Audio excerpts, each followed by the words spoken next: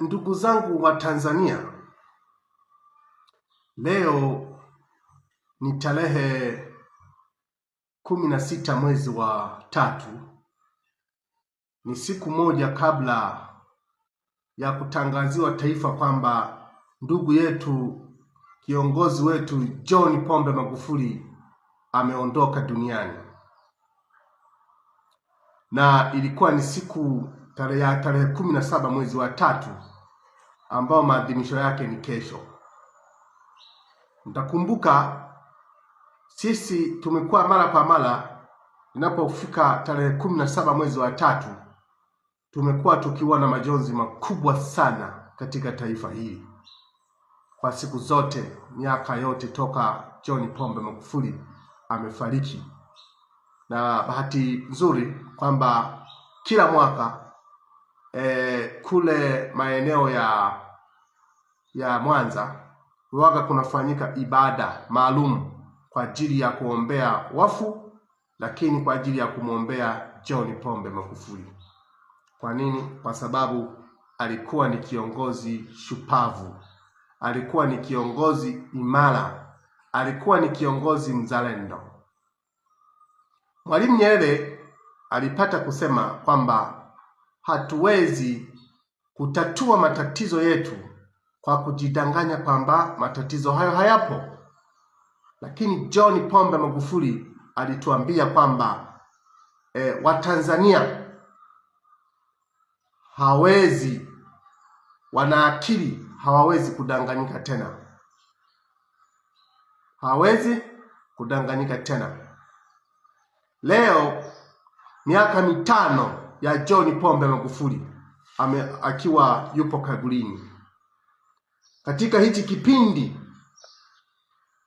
John Pombe Magufuli amekuwa akibagazwa, amekuwa akitukanwa, lakini hakuna kiongozi yoyote, awe ni wa chama, awe ni wa serikali, aliyesimama kwa ajili ya kukemea watu wote waliozusha uongo juu ya John Pombe Magufuli.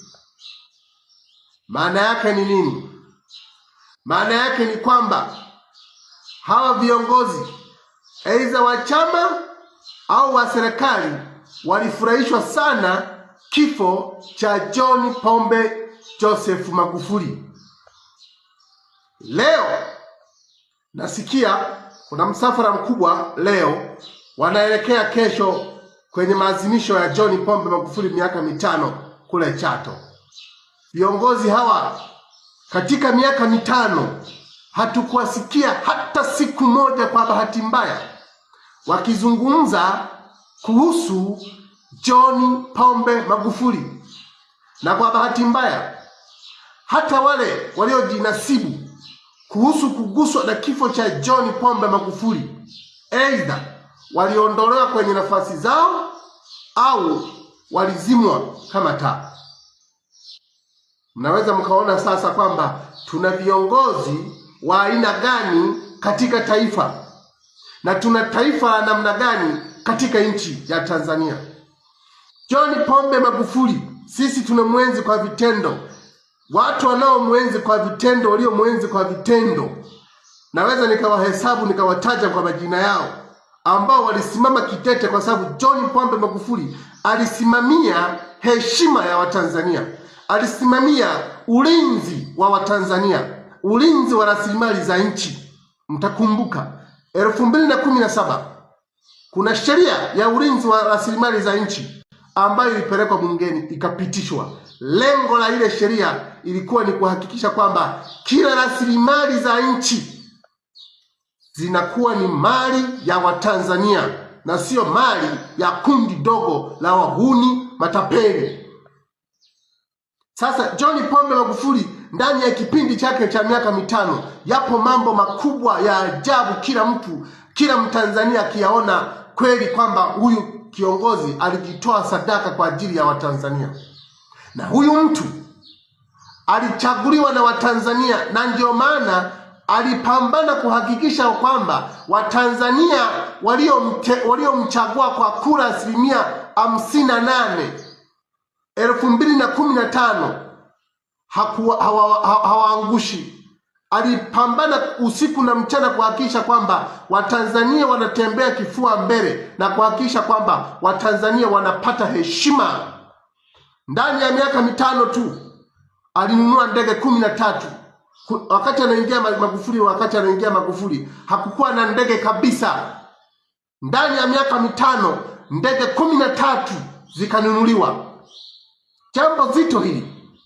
Lakini katika kipindi cha miaka mitano tu umeme, wakati anaingia madarakani, wananchi walikuwa wanatozwa umeme shilingi 300,000 kuunganishiwa. Akashusha kutoka 300,000 mpaka 27,000 kwa watu wa vijijini. Mnaweza mkakumbuka. Wananchi wakampenda John Pombe Magufuli. Alipoondoka tu 300,000 zikarudi tena. Alipoondoka tu 300,000 zikarudi tena. Baadaye tukapiga kelele, juzi kati zimeondolewa, sasa hivi wanaunganishiwa 27,000 wa vijijini. Lakini John Pombe Magufuli aligusa Watanzania maskini. Na alihakikisha kwamba tuna umeme wa kutosha. Wakati Magufuli anaingia madarakani, alikuta umeme megawati 1,300. Magufuli ameondoka madarakani, leo tuna umeme zaidi ya megawati 4,000. Akatengeneza bwawa la Mwalimu Nyerere ambalo liligharimu zaidi ya trilioni 7. Ambayo wakati anakufa Magufuli 63%, kama sikosei, naweza nikasahihishwa, pesa zile za bwawa la Mwalimu Nyerere zikawa zimelipwa. Na mwezi wa 11 tarehe 15 ya 2021 ujazaji wa bwawa la Mwalimu Nyerere ulitakiwa uanze na ulitakiwa ikamilike ndani ya miaka mitatu, lakini imekamilika baada ya miaka karibia 8. Umeweza kunielewa? Umeme megawati 2,115. Leo tuna umeme megawati 2,400. Kwa hiyo ina maana kwamba umeme, ukitoa umeme 1,000, 2,000 na ngapi, unaweza ukaona kwamba tungekuwa na umeme kiasi gani.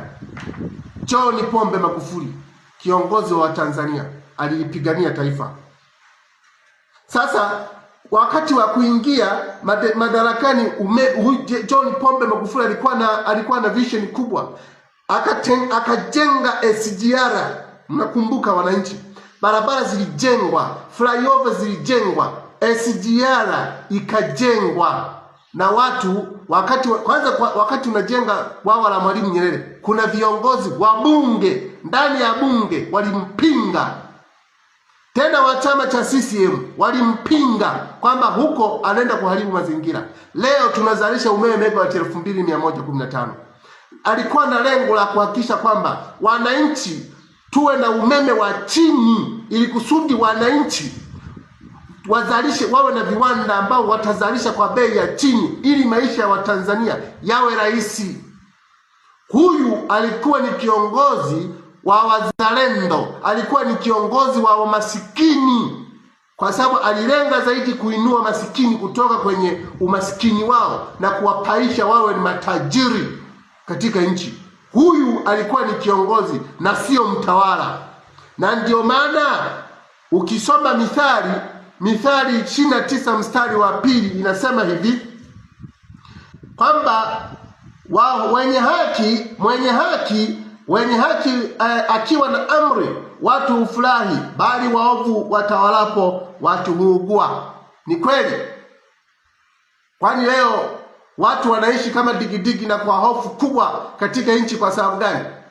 Kwa sababu wenye haki hayupo tena, bali waovu waliotawala. Ndio maana wanaweza kufanya mambo kama haya. Una hofu hata kutaka kutoa mawazo yako, una hofu kwamba leo sidhani kama nitabakizwa.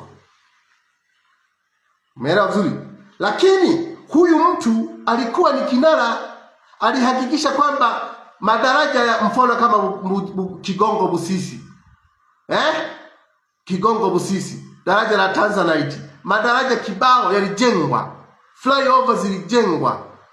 Lengo lilikuwa ni kuhakikisha kwamba anasisimua Watanzania kusudi wapate nini? Wapate heshima, waone matunda ya uhuru, matunda ya rasilimali za nchi. Akazuia makinikia. Mnakumbuka? Lengo alipozuia makinikia yale ilikuwa ni kuhakikisha kwamba kwa sababu tunaibiwa sana. Yale makinikia yale kontena zaidi ya 70 nafikiri 270.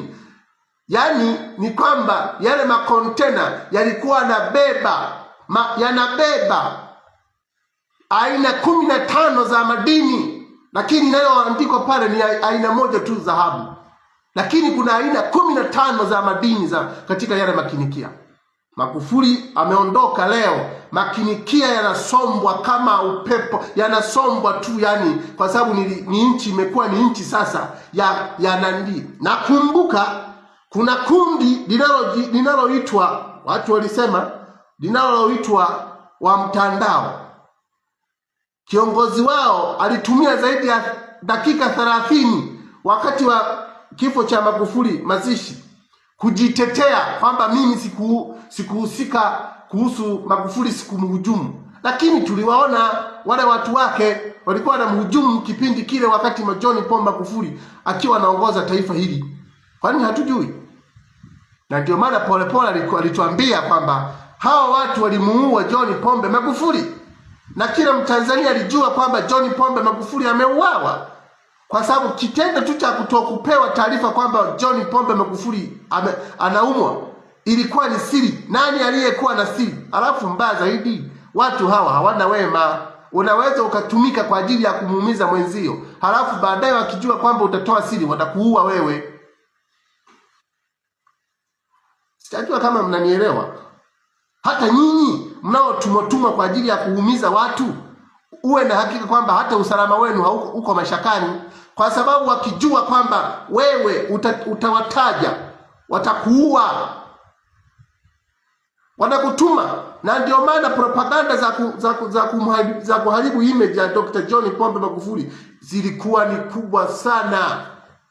Leo wanaenda kwa John Pombe Magufuli. Na nilimwambia hata Jessica Magufuli kwamba angalia sana Jessica Magufuli, usije ukajikuta unatumika kuharibu image ya baba yako. Wewe watu miaka 5 wamemtukana baba yako, miaka 5 anatukanwa, sio chama wala sio nani. Polepole ndio aliyebaki, akabaki Gwajima ndio aliyebaki, akabaki Mpina ndio aliyebaki. Wengine wako wapi? Wako wapi? Hata tumemshuhudia waziri mkuu aliyekuwa waziri mkuu enzi hizo, aliteuliwa akiwa kutoka kwenye naibu waziri mkuu. Huyu alitakiwa asimame kidete kwa ajili ya kupigana kuenda kwenye ndoto za John Pombe Magufuli. Lakini baadaye na yeye akajiunga kwenye kundi lile. Yeye ndo akaanzisha kwamba akaanzisha kampeni ya fomu 1. Akaanzisha kampeni ya fomu 1 kinyume cha katiba. Sijajua alikuwa na lengo gani. Fomu 1. Na ndio maana hata mauaji ya tarehe 29 mwezi wa 10, huyu huwezi ukamkwepa, kwa sababu yeye alikuwa ni mtendaji mkuu wa shughuli za serikali. Na ndio maana hata watu wanaosema kwamba huyu alikuwa ni jembe, ni uongo. Jembe liko wapi?